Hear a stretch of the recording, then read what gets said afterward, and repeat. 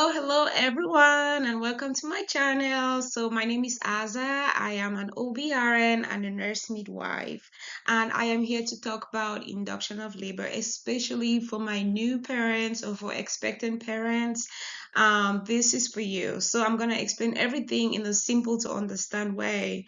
The reason I'm doing this is just because a lot of times, when I'm working with my patients, I hear them ask me questions, what it is. Some of them are scared, like they've had all these um education from outside, which is really not true. So I usually take time to speak with all my patients what induction of labor is, and it's not only for patients. This is also for nurses who do not have time to maybe explain the process to their patients. So if you have a patient who you feel like needs this kind of education, you can just tell them, hey, you can open up to YouTube, check out this channel, and it explains everything you need to know in a simple to understand way. And I believe explaining is going to help to relieve a lot of the anxiety that might be surrounding the induction process. Another reason is because you might have a family member or a friend who is being induced, and they are like, what the heck am I going through, or what's going to happen to me? Sometimes our doctors, our midwives do not have the time to explain everything, and sometimes they explain it in a way that is hard for you to understand. And the reason I'm saying that is because you're first of all nervous. You feel like, oh, I'm getting induced. What is that about? And sometimes you might just be afraid to ask a question because you think it's dumb. I always say there is no dumb question. However, if you're one of those people who never ask your doctors anything, I am here to help with the process. So that's who I am. And if you haven't liked and subscribed to my channel, please take a moment to do so. Hit that like button and subscribe so that I can make more contents like this. Um, so that's it. That's me. Okay, so first things first, if you're pregnant, congratulations. And pour some of the baby dust on my head. So in this whole series, we're going to talk about what induction of labor is, reasons for induction, methods of inducing labor, including their risk and their benefits. And if you stay till the end, I pray you do. But if you stay to the end, I'm going to tell you some tips that help to promote you going into labor naturally.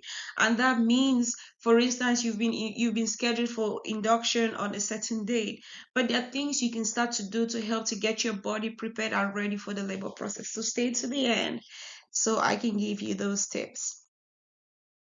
Okay, so why am I doing all of this? The reason is because I know knowledge is power, right? If you don't know, you don't know. If you know, you know. And that helps to reduce a lot of the anxiety that you might face.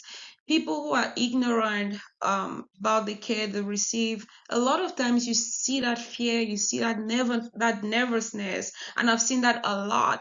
However, when I get to explain things to my patients in a simple to understand way, you really see the relief, like they come to the hospital knowing what to expect. And for those who were never really told things in the clinic, when they come to the hospital on admission, I really always do take out time and I talk to them about the whole labor process or the induction process, what they should expect.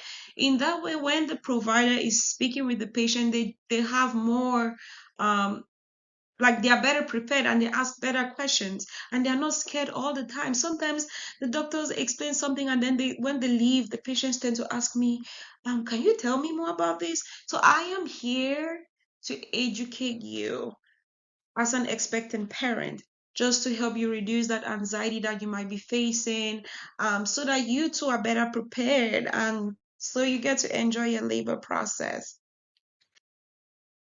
So like I said, if you haven't liked and subscribed to this channel, please do so because I really want to be able to educate all my patients and for nurses like myself to help educate other people when they're at bedside and just for more contents like this and to support me, right? One like is not gonna hurt you, is it?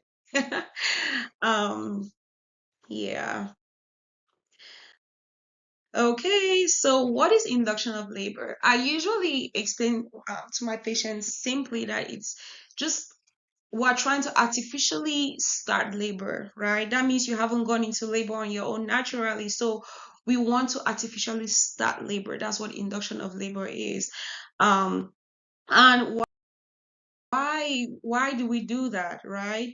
So there are many reasons why we can artificially start labor. Common examples of those reasons: post term. And like I always say, it's important to know post term doesn't mean post date, right? Post term means that your pregnancy has gone past 42 weeks. Post date means that they gave you that due date at 40 weeks.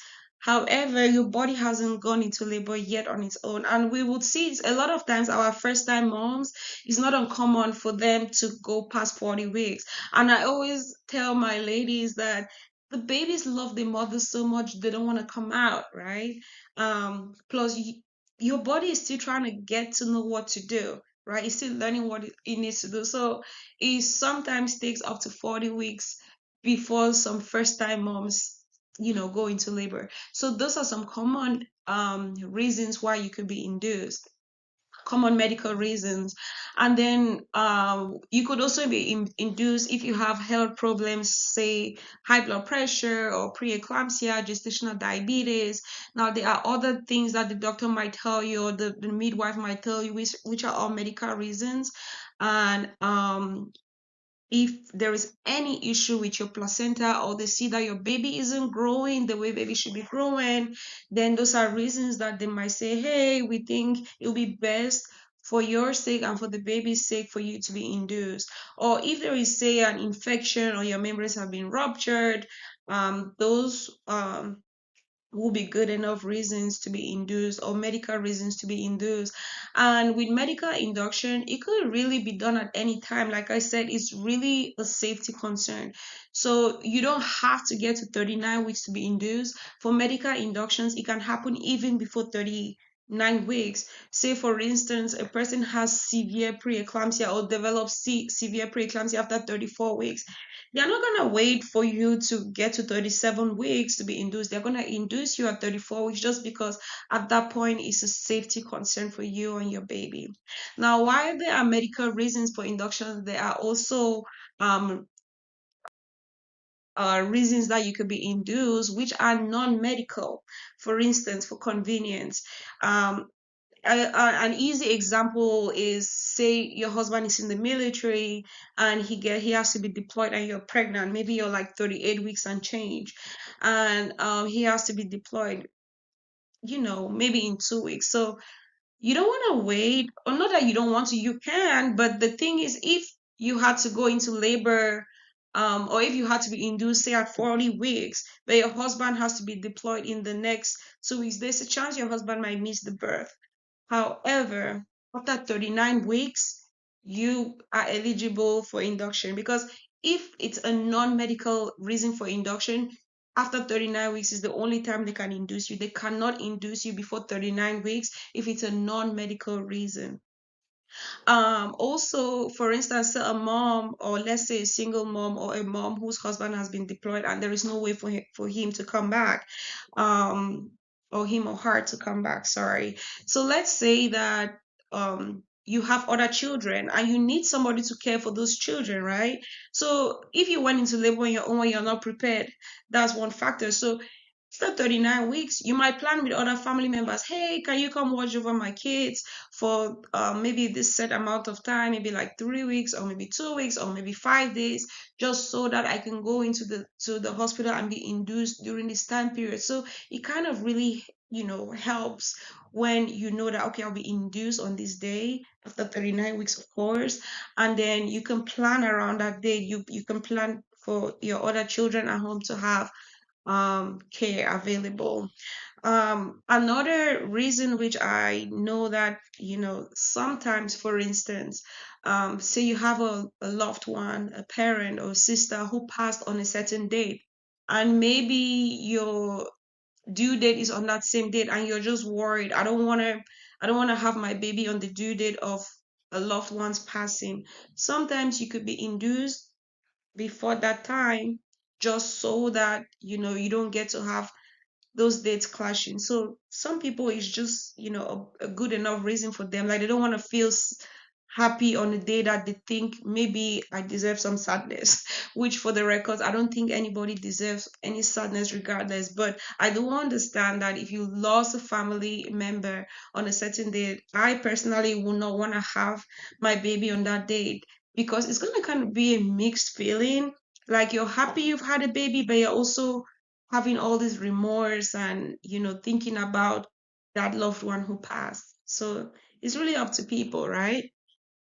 Another non-medical reasons is for logistics, right? Let's say you live 2 hours from the hospital and you have a record history of delivering really fast. If you were to deliver really fast or on your way to the hospital, that's not safe neither for you or the baby. So if there is already a history that you have what we call precipitous labor, which means that you really go into labor quickly, then you can schedule an induction after 39 weeks so that they bring you in and you deliver safely in the hospital, right? Another good enough reason, some people just prefer a specific provider to be the ones to catch their baby. So if somebody says, "Hey, Asa, I want you to be the one to catch my baby," guess what? I'm gonna make room for you. So I will come to the hospital on that day. I know you have to be induced, and I can discuss with my other providers and stay till the length of your labor, right? Physical discomfort is another big one. So if say after 39 weeks, right, and you're really just so tired, like you can't do anything. You're having all this back pain. You're just tired of everything, which they are real. I mean, sometimes I have people come and say they want to be in this because they're just tired of being pregnant. I get it, right? But sometimes some people are in real pain, like they've short of breath, not because they're having a blood clot or anything. They're just tired of the pregnancy affecting their life so much so that it feels to them like their quality of life is being reduced. So that would be a good enough reason for being induced, right? Another reason is anxiety.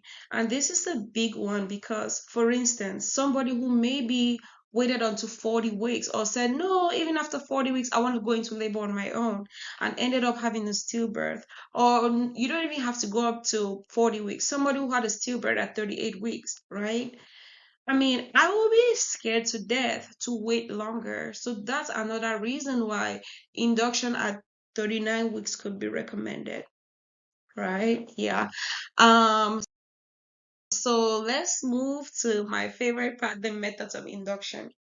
So labor can really be induced either medically or mechanical means, right? So the kind of medications that we use for induction, we have prostaglandins, and that's basically your misoprostol and dinoproston. We also have oxytocin. So what the prostaglandins do, they kind of help to get your cervix soft, right? Soft and help it to thin out because the softer your cervix is, so easy to thin out and to stretch, to open up, right? Um, Also, we have oxytocin, and this we'll talk about, all of them later. Now, we also have the mechanical methods, which will involve your stripping the membranes or sweeping the membranes. We have amniotomy, we have a Cook catheter use, and Foley balloon. So these are like some of the common medications that are mostly used, right? So let's look at what the goal of all these medications are, right? So, like I said, labor is trying to get you like artificially starting labor. It means you haven't gone into labor on your own. So to do this, we need to get your cervix ripe and ready for the labor process. So it's not like you're in labor yet. We're still trying to get your body to get into that labor, right? So to do that, we have to ripen your cervix. And I always say, imagine a banana, like the one you see on your screen. If it's green, it's not cool to eat green bananas, but we want your cervix to ripen, which means green banana is going to ripe banana because when a banana is ripe, it's soft, you can peel it easily. Everything is just easy to work with, unlike a green banana. So we want to get your cervix soft. We want to get your cervix thin because the softer and the thinner your cervix is, it's so easy to dilate. You're gonna hear the term effacement plenty of times, and um, that thinning process is called effacement, and I always like to explain it like this. For visual, I'm gonna use my little rubber bands, and I literally always use this at the hospital. So here with me, I have 10 rubber bands, right? Like imagine that this is your cervix.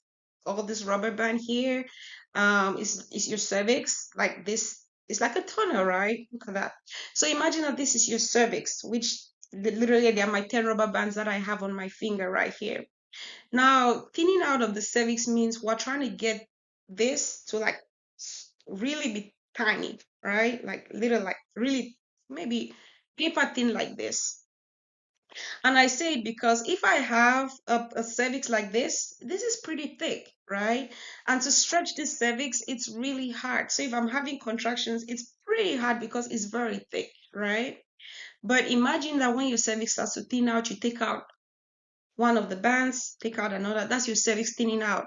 You take out another. It's getting smaller. It's thinning out, right? You take out another. You take out another. By the time you get to 5, you notice it can stretch out more. So thinning out of your cervix or effacement is gonna keep. We're gonna keep taking it out like this, or that means your cervix getting shorter and shorter or thinner and thinner until you're left with just one rubber band like this. And like I said, remember the thinner your cervix is, it's so easy to dilate. So that's just how your cervix is easy to open until you can pass through a baby's head, right? Unfortunately, I'm not a baby and I don't want to mess up my head to begin with. So you can open this and it literally can fit it. Actually, it can fit in my head. But you see that? So it's so thin that it can fit through my head. So if it can fit through my giant head, it's definitely gonna fit through a baby's head, don't you agree? So that is what effacement is all about. Yeah. So let's look at the different methods of induction, the medical methods, their risk and their benefits. I'm still gonna say it. If you haven't subscribed yet to my channel, please like and subscribe. It's gonna mean a lot to me. So I'm hoping you really hit that subscribe button and to like my channel. So let's look at side effect, right? What is side effect? Like, if you notice on the screen, I put small and mighty, and that's just because that's how I look at this particular medication. It's a pretty tiny pill, right? On the screen, you see 200 micrograms, but they usually cut this pill like really tiny, and they could use 25 micrograms or 50 micrograms if somebody is like doing buccal, like through the mouth. So like you literally could put this medication inside the vagina, like really close to the cervix, so it dissolves, and or you could give it in the mouth, under the tongue, by the cheek, just let it sit in your mouth and dissolve. So we have cytotec, and like I said, it's a prostaglandin which helps to get your cervix soft, thin, softer and thin, makes it easy to dilate, right? And then the benefits of this medication is that it has a fast action. It is very cheap. It's not as expensive. It requires less monitoring. Typically, if you're like under continuous monitoring, they might monitor you for like maybe an hour or 2 hours, or even lesser, just to make sure that baby is doing well with the medication and you can walk around. Some people will even say just 30 minutes. I mean, I'll be cautious. I'll do an hour or close to 2 hours. And if baby is taking it well, then I'm gonna like can do intermittent monitoring depending on your risk level. And this medication can be given every 4 hours. So after 4 hours, you can get another dose. After 4 hours, you can get another dose, right? So the risk of side effect is once that medication is placed in your vagina and it dissolves, and if, say, for instance, your baby stopped tolerating your contractions, and that will mean maybe your baby is having like drops in the heart rate several times or recurrent drops in the heart rate, we can't take the medication out. It's already in your system, it's dissolved, it's in your system. So now we have to do what we call resuscitative measures. We might give you fluids, your nurse might flip you back and forth, which means they'll turn you from side to side. And so before I even continue, let me let you guys know it's not uncommon. I always say 99.99% of all labor process, the baby is gonna have drops in the heart rate at some time. And I always tell all my ladies, don't be nervous or don't be scared when you see that. That's why we're there, right? We know what to do to fix it. The babies will always do that. And why do they do that?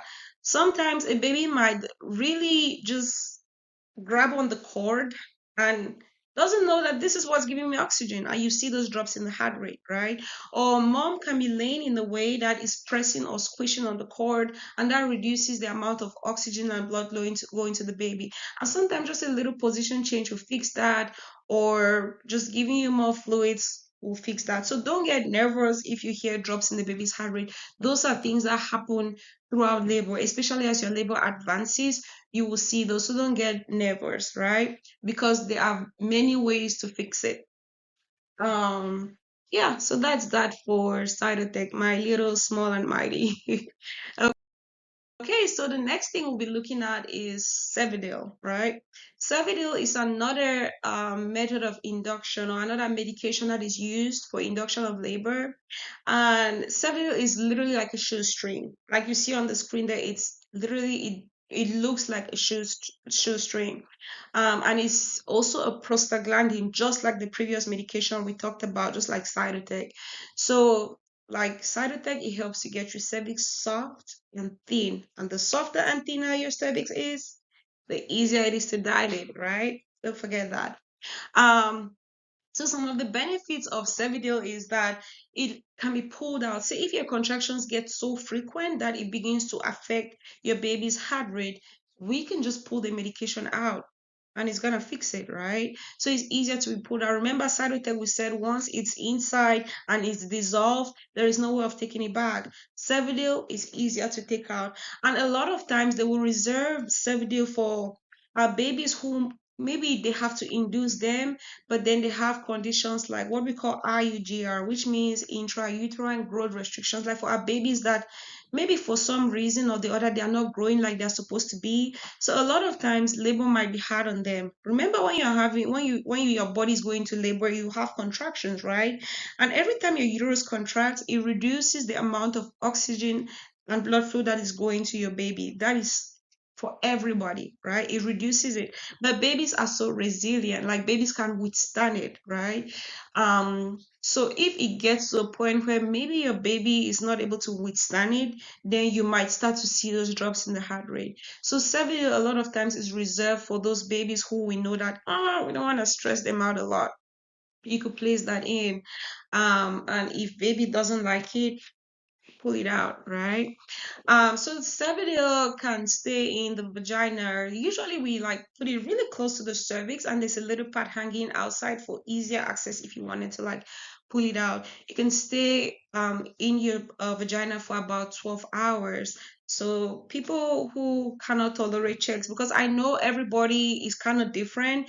There are some people who really is so hard for them to be able to tolerate the vaginal exams, because we literally have to go with our fingers there and we're trying to feel how the cervix is, to feel how soft it is, to see how thin it is, and to see how the baby, how much the baby has come down.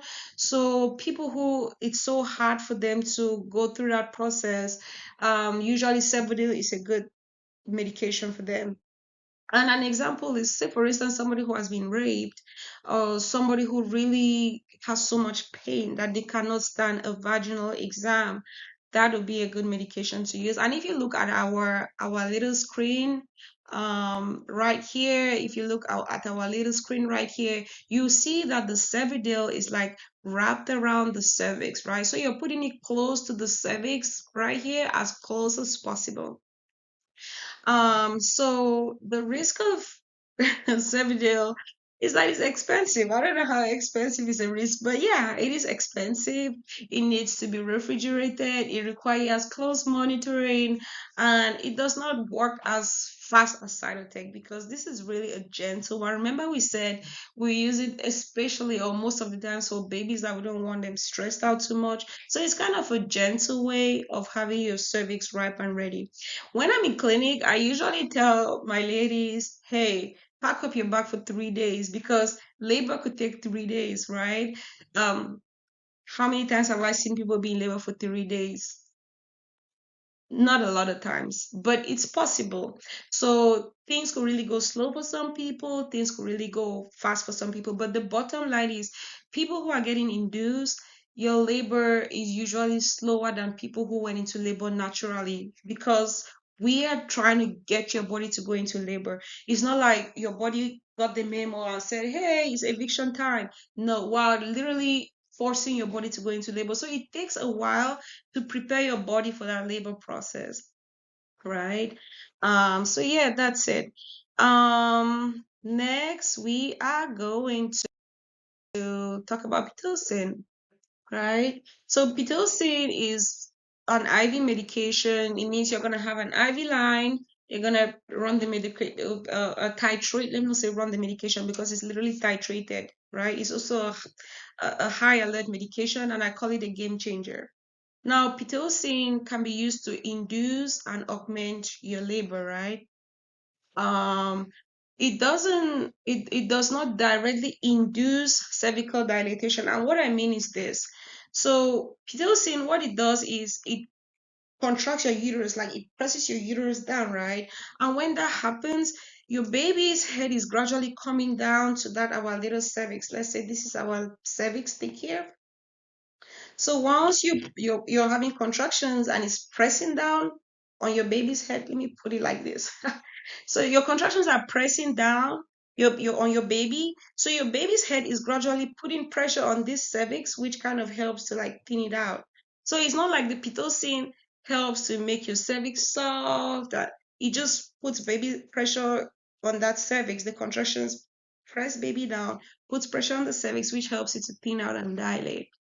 So that's how pitocin is used for induction of labor. And it is also used for augmentation of labor, which means maybe you came and your cervix was already thinned out and opened up to a certain level. The doctor might just start you on pitocin, right?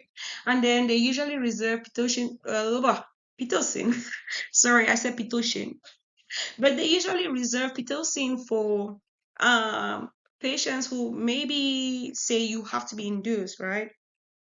And you've had a C-section before, the medications that you can use for induction are very limited for you. So for people who want to try labor after C-section, a lot of times they'll start you on pitocin just because they don't want to stress that uterus a lot. So yeah, that's it. And then, like I said, it could be used for augmentation, which means labor has started, but your contraction pattern is not as great as the doctors or the midwives would like it to be. So they might start you on pitocin to like get your labor going. Some of the benefits of pitocin is that it can be titrated up or down, right? So a lot of times they can titrate. Some people titrate by 4 milliunits per hour. Some people titrate by 2. So you literally can go up or about every 20 to 30 minutes, right? So if say you're titrating the medication up and you get your contraction patterns to every 2 to 3 minutes, that means you're contracting about every 2 to 3 minutes.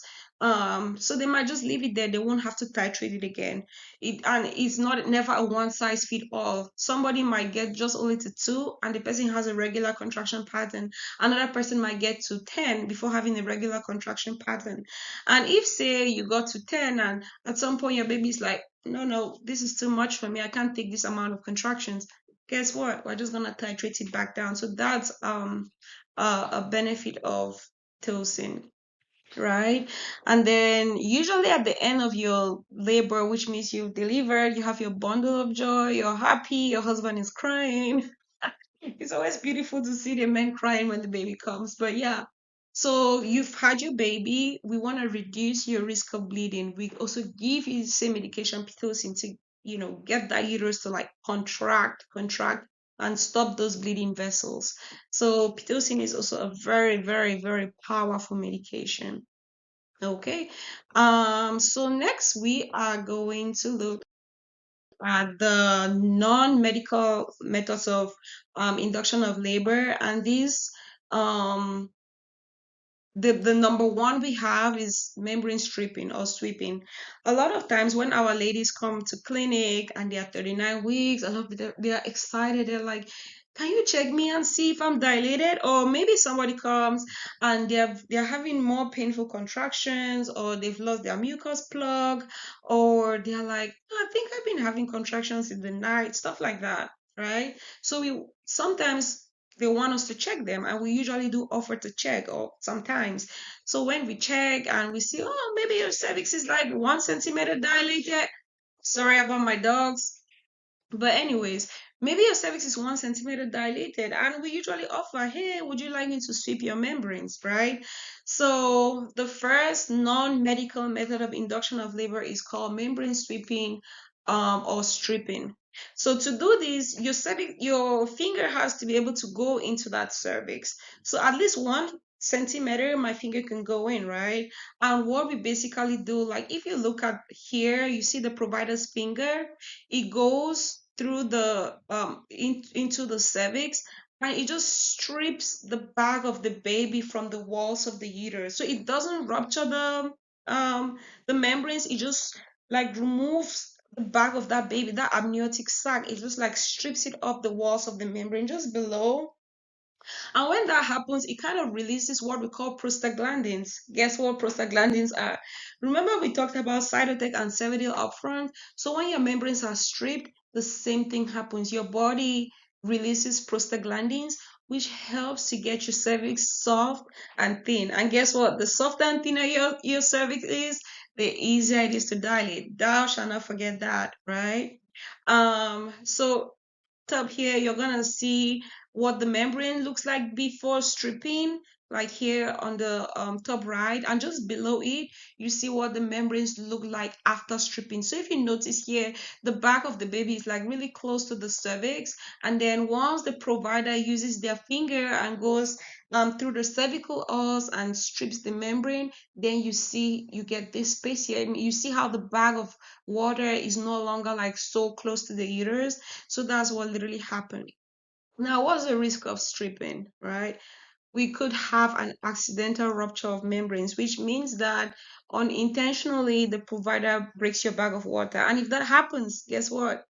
You gotta go in for labor, right? You might, your provider might tell you, hey, we would like to just go ahead and induce you, or they might tell you you can go home and wait to see if labor starts, right? So that's the risk of stripping the membrane. Okay, so next we're gonna look at amniotomy, or artificial rupture of membranes, right? So remember in the last slide, we did say you could accidentally rupture the membranes. So another way to literally start labor is actually rupturing your membranes. This time is intentional, and we call the intentional rupturing of your membrane amniotomy, AROM. You're gonna hear that, or artificial rupture of membrane. So before this is done, the provider, your doctor or your midwife, is going to make sure that your baby's head is really well applied to that cervix. And why do we want the head to be well applied to the cervix, right? Remember, we have our cervical model here, which is a makeshift model of the cervix.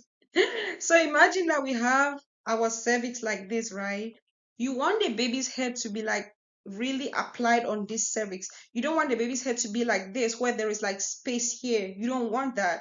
You want the baby's head to really be on that cervix, and the membranes are just a little flat on the baby's head, or even if they are bulging, you should feel like, okay, the baby's head is like so close, where if I break that water, the head is just gonna go down. And why do we want this? The reason we want that head well applied to the cervix is because when we break the water, we want that the head should be the first thing coming down, not the cord. There is always that chance that a cord might slide and come in. So you break the water, if the head is still very high up, the cord might just slide and come in before the head. And guess what? If that happens, that's an emergency C-section. So when the providers recommend breaking your water, I always tell all my people, ask all your questions, risk and benefits. You should go ahead and ask all of those.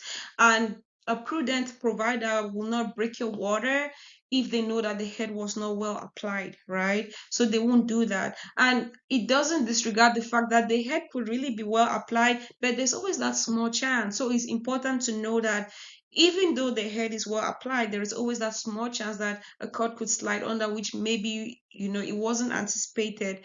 However, the risk is way small when the head is well applied. And guess what? When that bag of water is all gone, what we have close to that cervix or close to that internal cervix is the head of your baby. And with every contraction you're having, the head of your baby is putting pressure on that cervix and is helping to thin it out, right? And guess what? The softer and thinner your cervix is, the easier it is to dilate. I will say this several times just so that you remember. Another benefit of amniotomy is that it can significantly shorten the duration of your labor without increasing the risk of a C-section, right? So I know some people usually think, oh, if they rupture my membranes, I might end up in a C-section. That's not true. For most people, it actually helps to speed up their labor because guess what? When that water is broken, now you're having contractions and baby's head is putting pressure directly on that cervix. So there is a small amount of oxytocin that is in the bag of waters, and when you break that bag of water, the act of that water coming out kind of takes itself off the walls of the uterus, right? What happens when the bag of the water leaves the uterus? Prostaglandins are released, which helps to get your cervix even softer and easier to dilate. So amniotomy is another very effective way of rupturing your membranes. Another effective way of inducing your labor, sorry. Risk of amniotomy, we talked about it. We have cord prolapse and then we have infection, right? And infection can only set up or set in if, say, your water has been broken for like a very long time, and maybe you have like an infection that starts that which could pose a risk to you and the baby. That just means you could stay in the hospital longer just because they want to monitor you and your baby to make sure that there is no infection that could really like cause you both some damage, right? So that's what amniotomy is. Next we're gonna look at the Cook catheter. This is another very common um non-medical method that you will use, right, for inducing labor. So to place the Cook catheter, it's actually your cervix has to actually be at least a little bit open. 0.5 centimeters or fingertip, it literally you can put a Cook catheter, but it's not that easy to put it when it's like 0.5, but it's possible, right? I personally use a speculum. It's easier for me to put it with a speculum, especially when the cervix is not like very open or like not like 1 centimeter or 2 centimeters. So you can use that Cook balloon or a Cook catheter. So what that looks like is this. So the catheter comes in a package like this. You have this little thing here. It's like a little plastic. It's kind of really floppy, but we use the metal thing here. We put it inside the blue port here, right? And we put it through your cervix. So this is your cervix here. This long part here, it's your cervix. And when we put this catheter through your cervix, there are two balloons. The catheter has two balloons, right? So we put it, one is sitting inside your cervix, like so. Let's imagine that this is our cervix. So we have the two balloons like this, right? So when we put the catheter through your cervix, we inflate it with water. We inflate it with water, the one inside and the one outside. So there are two balloons, literally like this balloon that you see here on your screen. You're gonna see two balloons like this, right? And your cervix is gonna be in the middle between, like what we have there on that picture up there. Your cervix is gonna be between like a sandwich. So what happens is when you have contractions, that those balloons are gradually putting pressure on your cervix, helping it to thin out. Now, if you notice, the balloon sitting here also kind of helps to remove the bag of the baby from the walls of your uterus, which guess what? Releases what we call prostaglandins. And what do prostaglandins do? Get your cervix soft and thin. And the softer and thinner your cervix is, the easier it is to dilate. So yeah, so the Cook catheter literally sits right there, and it just helps to put that continuous pressure. So the Cook catheter can be in your cervix for up to 12 hours, and it can be used in combination with other methods. Sometimes some doctors will do the Cook catheter and buccal cytotech. Some people do the Cook catheter and a low dose pitocin. It means they'll just start pitocin very low dose and just leave the Cook catheter there, right? Um, when the Cook catheter falls out for most people, their cervix is usually about 4 to 5 centimeters dilated, which means you're almost halfway gone, and that's pretty good. right? That's pretty decent. And then the risk of a cook catheter is that there could be bleeding. It is rare. I've seen it happen just twice ever since I've been working, but it's rare, but it's possible. Say for instance, they wanted to put the catheter and it went under the placenta, right? And it could cause the placenta to start to bleed from under, which could really get that placenta to rupture. But like I said, it is so rare, right? So there is the risk of bleeding. The process is uncomfortable. It is painful. Yes, I know it's painful. Like nobody ever says, "Oh, this is an enjoyable process." No, it is uncomfortable, but once it's in there, then your body kind of like gets used to the feeling, and it's not so bad. The trick is usually putting it in. So if you're able to be patient and be okay with your doctor, like getting that, a lot of women do well with it, right? And I'm very sure you're also gonna be able to do well with that. It is a very good tool because guess what? You don't, it does, there's no medications involved in it. It's all mechanical, right? And also the act of putting the cook catheter in, remember anything that is outside going into your body always increases the risk of infection. Now we usually use sterile gloves, we clean you up before doing the procedure. So it's not like it's gonna cause a whole lot of problems. And there's also that small risk that we could artificially rupture your membranes or accidentally rupture your membranes unintentionally. And if that happens, guess what? You're already there for induction, right? So the process is still gonna continue. The only thing is you might not place the cook catheter again if your membranes are ruptured because we don't want to introduce any kind of infection to the baby.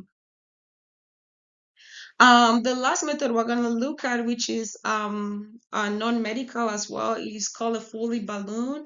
And the Foley balloon is literally the same like the Cook balloon. So with the Foley balloon, it is like you can see, this is our cervix right here. This is our cervix right here. So this balloon goes in, this is your vagina all here down, right? So your cervix goes, I mean, the balloon goes into your cervix and then we inflate it with water. So it's sitting on top of your cervix like so. And it does the same thing literally like the Cook balloon. The only difference is that there is no balloon right here in the vagina. So it's just one balloon in there, right? And it can also stay in the body for 12 hours. It is more comfortable than the Cook balloon, just in the sense that you don't have that extra balloon in your vagina that is like putting pressure. So it's usually more tolerable for some women than the Cook balloon, right? And just like the Cook, it can be used in combination with other methods. So we are almost done here, guys. Hold on with me. And if you still haven't liked and subscribed to that channel, ding, ding, ding, please like and subscribe. So what is the key takeaway of this presentation? Like you getting into labor or you've been scheduled for an induction. What do I want you to know?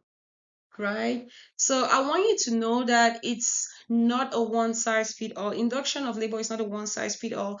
You might hear somebody say, "Oh, this is what I got, this is what I got, this is what I did." You might go to the hospital and your doctor will recommend something different for you. So remember, your labor process is very different from another person's. It's really never a one size fit all. The doctor might say, "Hey, I think maybe let's do a Cook balloon for you." You might go to the hospital and your baby's already having drops in their heart rate. I definitely would not want to start you on cytotec when I know that your baby is already coming at a level that so the doctor might recommend, hey, maybe let's do a non-medical method of or a non-medication method of ripening. So just have an open mind, but at least you know that these are your options. A lot of the times when I have patients who have no complications, I always tell them all the options and say, what do you prefer, right? And they get to make their decision, and I'm just there to guide them, help them make the best decisions for themselves. um Now, like I said earlier, induction of labor, remember your body hasn't gone into labor on its own, right? We are artificially pushing your body to go into labor, so you have to be patient with your body. um don't compare your labor process to anybody's labor process, or don't think it's like the movie where you go and my water broke and boom, the baby is out. It doesn't work like that. A lot of women come with the expectation that, oh, labor is not going to hurt or it's not going to be painful. Labor is it is painful. I haven't been in labor before, but I've seen people go through raw pain, and I know it's very painful. But I always say it's a beautiful pain because guess what? In the end, it's gonna come something really beautiful and precious. So yes, labor is more painful, right? That's why we have pain medication or different methods of managing pain, which I will talk about in another video. But bear in mind that people who have been induced for labor, it's usually longer than someone who went into labor naturally. Especially when it's your first time, because for first moms, your body is still learning to do what it's supposed to do. Someone who've had babies before, the induction process, it might be long, but it's not gonna be as long as someone whom is their first time. But guess what? It's never a one size fit all. So your process or the process of every woman is very different. And you have to be patient with your body. Don't say, oh, my friend was in labor just for 24 hours, or my friend was in labor just for 12 hours. Your process is very different. Your body is very different. So be patient.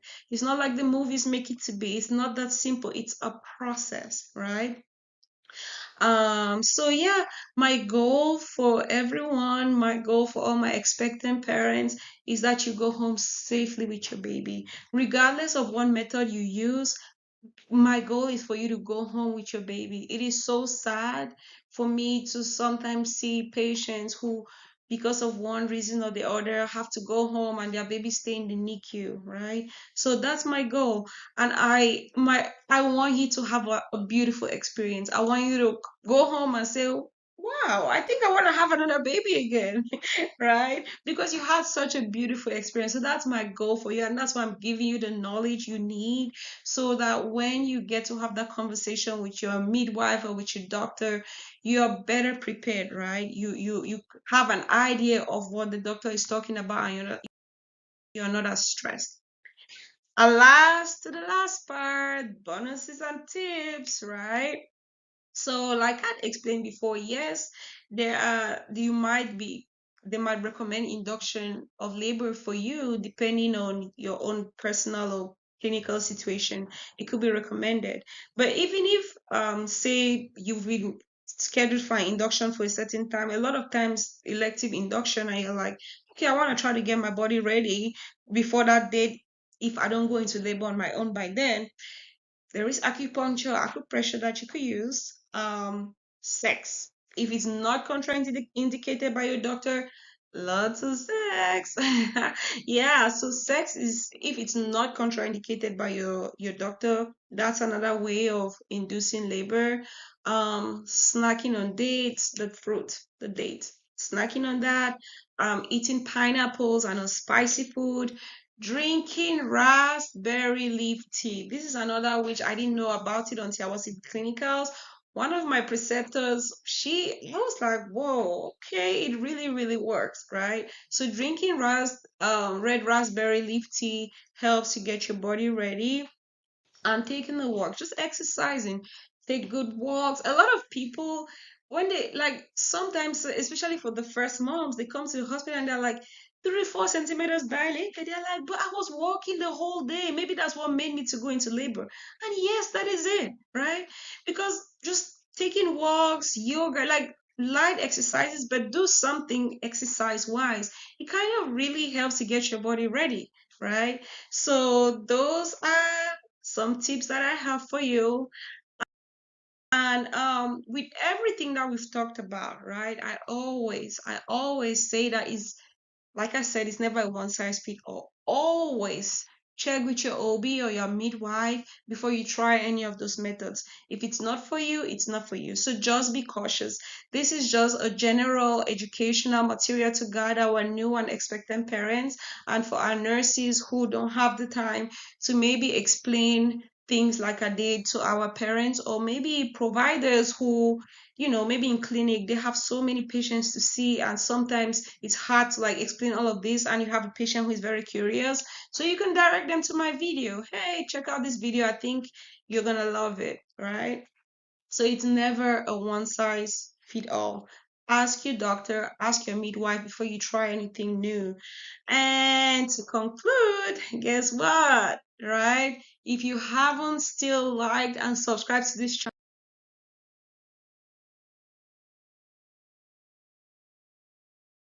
channel, please, please, please do so. Like and subscribe to my channel so I can make more videos like this, can make more content like this. My goal for every woman or every birthing person is for you to have a good experience, for you to have a beautiful experience. I hate to hear people say, oh, my last delivery, I was so traumatized, I didn't want to have no babies again. That's so sad to hear, right? But I'm here to empower you with the knowledge you need so that you can have more babies. Okay, so if you have been scheduled for induction, I want you to know you got this. See my elbow, thumbs up, arms up, you got this, right? You're gonna have a beautiful delivery. Congratulations in advance to your baby boy or your baby girl. And see you in my next video. We're gonna talk about pain management. Bye. I hope you like and subscribe to this channel and leave your comments, all right? Leave your comments and I'll answer them. Okay, next time. Bye.